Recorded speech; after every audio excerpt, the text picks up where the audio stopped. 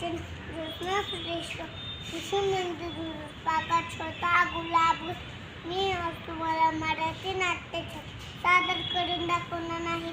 माझ्या नाट्यछटाचे वारे पंथन चला तर मग पाहूया.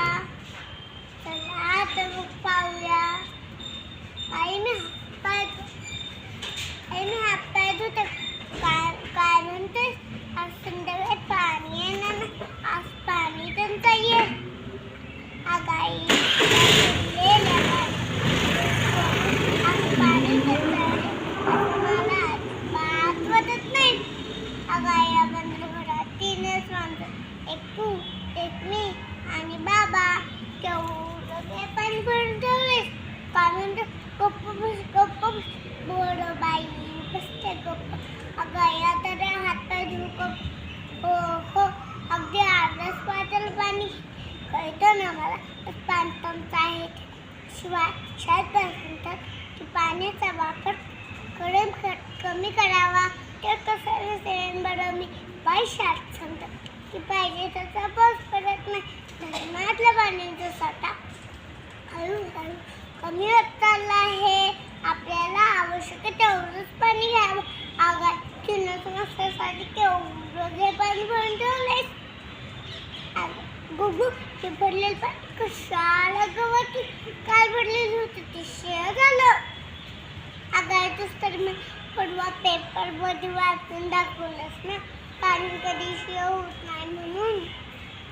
शिळ पाण्यातून पाणी भरण्याचा नागरिकांना वेडेपणा अजिबात करू नये. काय म्हणते नागरिकांनी वेडेपणा अजिबात करू नाही. काय म्हणतो शांताने शिकवलं नाही काय ते आपल्याला सांगितलं. आई बघ तुझी काकू येतात.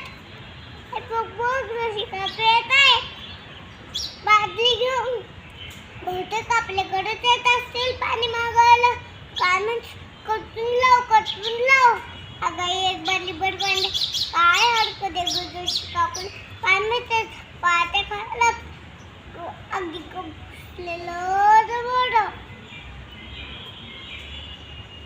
बसलेलं जबर. आई गेल्या ग जोशी काकू. हो गेल्या. गेल्या. आणि अंघोळीला जाते ग.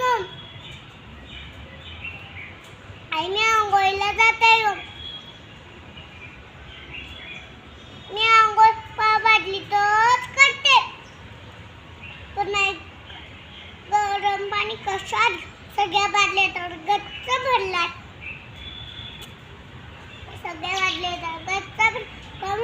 एक बली पण होतून वागताय मग अशी तू जोशी काकू ना कांद्याला काचकूच केलीस.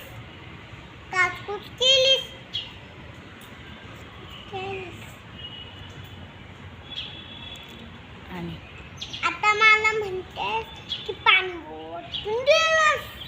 मग अशी तर तू जोशी काकू ना कांद्याला ओतून दिलंस पाणी शिळ झालं म्हणून. आता तुम्ही सांगा मैत्रिणीनं हे पाणी टंचाई कुणी पाहिले का? घरोघरी असेल